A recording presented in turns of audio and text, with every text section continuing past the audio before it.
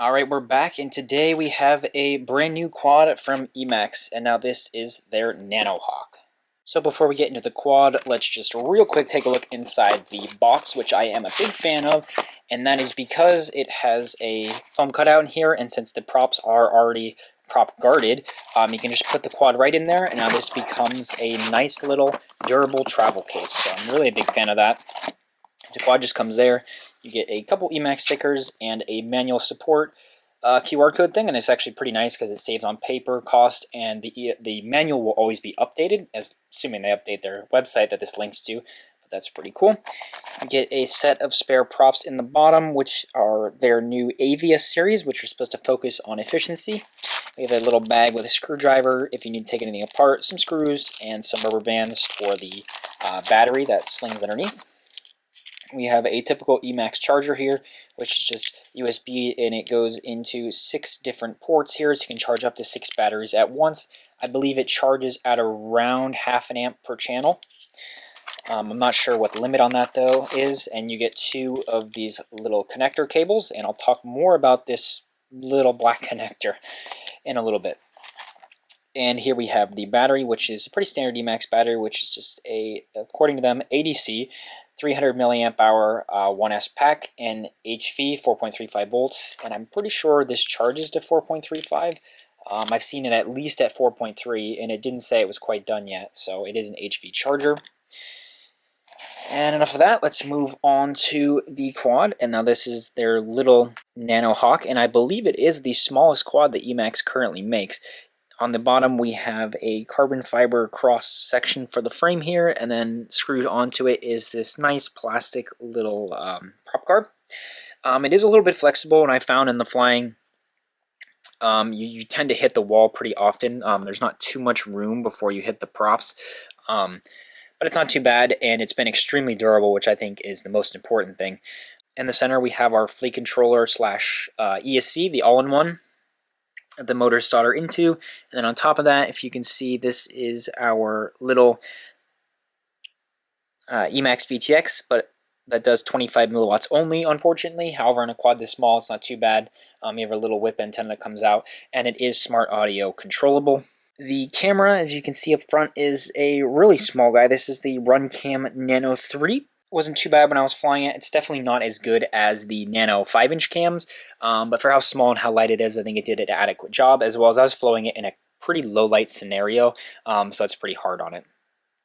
In terms of the motors, they are Emax 0802 version 2, and these are 19,000 kV motors. You can see they're mounted with a little nice silver bottom. Interestingly, they only have 2 screw holes here for the motors, so very purpose-driven, which is like most of Emax products.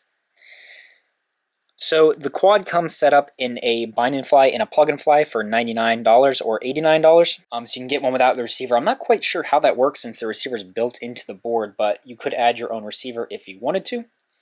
But I just used the default built-in FreeSky one.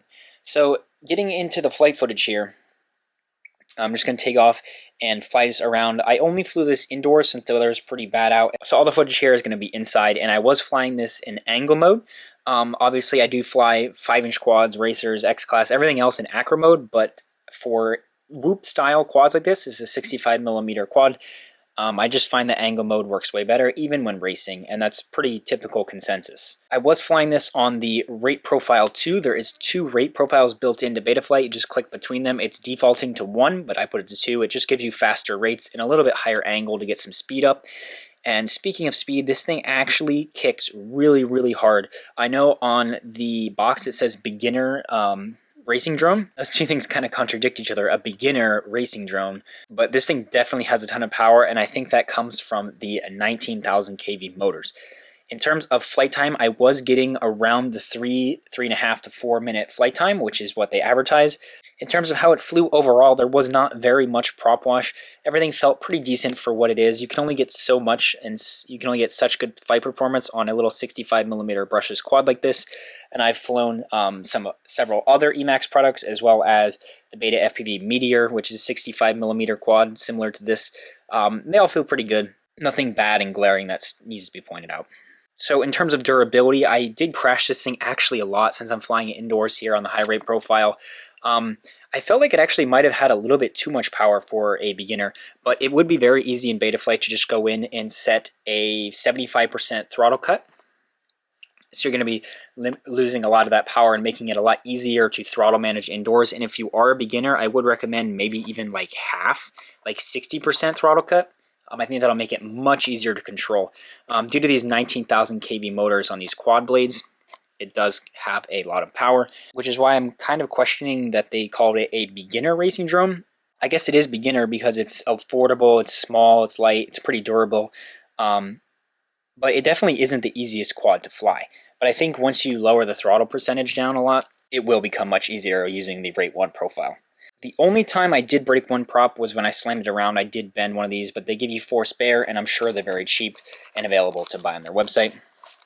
It does have turtle mode built in. You have to set it up on your radio, but it works quite well, which was nice to see. It didn't have any problems like the TinyHawk S. Due to that prop design, these props work just fine. It flips right over so you can keep flying. I had perfectly fine video. I was using a clear view to record this on the 25 milliwatts. I didn't have any breakup at all throughout the entire house. And yeah, there's not too much else to say about it. It's a pretty simple little quad. Let me just show you real quick. The battery just kind of goes under these rubber bands, slides under here, and there we go. That's how the battery sits. I didn't have it eject in any of the crashes, although it is kind of loose, but I didn't lose it and I crashed it a lot. Oh, before I forget, this connector, this is probably my least and favorite and like only down point of this quad is this little black connector. I'm not sure why they made this. It says G&B on it, so it might be a G&B standard. It says G&B 27. But compared to, I think this is 1.25 JST, these connectors work just fine. This is a 1S quad. I think that would be fine. And an XT, this is kind of like between this and an XT30. But plugging it in, it is so hard if I actually plug that all the way in. There's just not enough wire here, and it is so hard. The connector, it's not even that it's too tight, it's just something weird about it. It's really hard to grip, and I had a lot of trouble unplugging this. So that is the only thing I don't like. It's not a deal breaker, it's just annoying. So yeah, that pretty much sums up everything about this quad. There's nothing too stand out and too special about it. It's just a really nice, well-rounded quad with a very unique, interesting design, a nice, attractive price point for beginners. And you could pair this with their Ready to Fly remotes or any other FreeSky remote that you have. And once you do progress with this and you take off the throttle cap that I'd recommend if you are a newer flyer or intermediate flyer, this thing definitely has a lot of room to grow. 19,000 kV, even though it's only 1S, this thing can go really fast. So yep, that's going to do it. There'll be links down in the description below if you're interested. Thanks for watching. Please subscribe, and I'll see you in the next video.